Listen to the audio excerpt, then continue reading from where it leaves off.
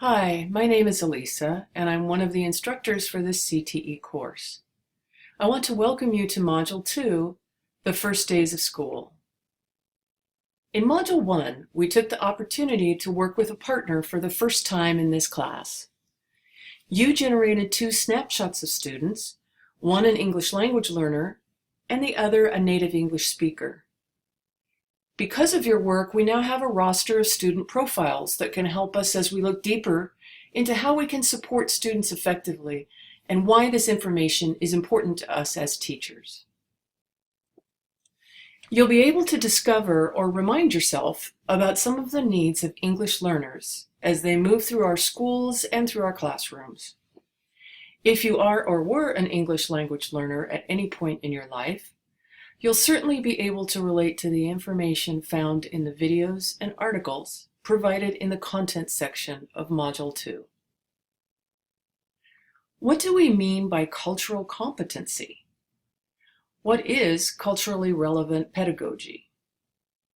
What are some of the myths of culturally relevant pedagogy? In other words, how do we go beyond the basics of cultural relevance in our classrooms? Why must we be careful not to use a single story to inform our teaching practices? Module 2 also provides resources, information, and the chance to reflect upon teaching practices as we ask another question. What are the needs of students with disabilities?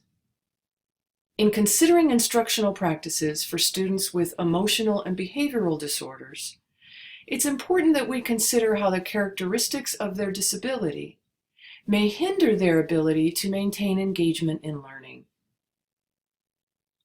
Students with emotional and behavioral disorders are characterized by their inability to do the following: sustain positive relationships, that would be developing a sense of belonging and acceptance.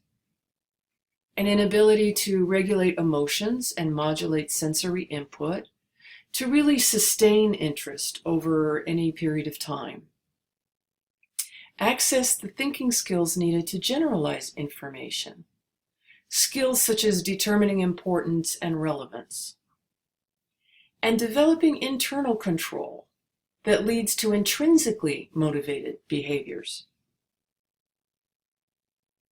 By considering the unique needs of their students, teachers can better tailor classroom and individual instructional practices so that we're able to maximize the student's sense of belonging and acceptance, creating a genuine and meaningful connection, ensure students have access to direct instruction on social emotional learning and on self-regulation strategies,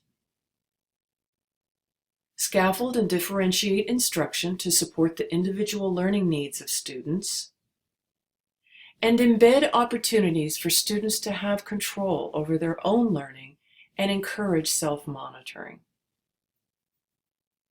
During Module 2, you'll have the chance to view videos, read articles, and discuss with your colleagues.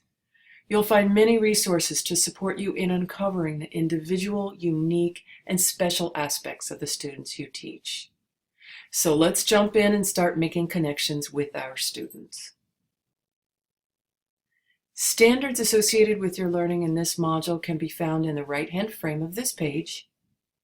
A link to the transcript of this PowerPoint can be found on this page as well. Links to content, wiki projects, discussion, and reflections, among other things, can be located in the left-hand frame of our Haiku class.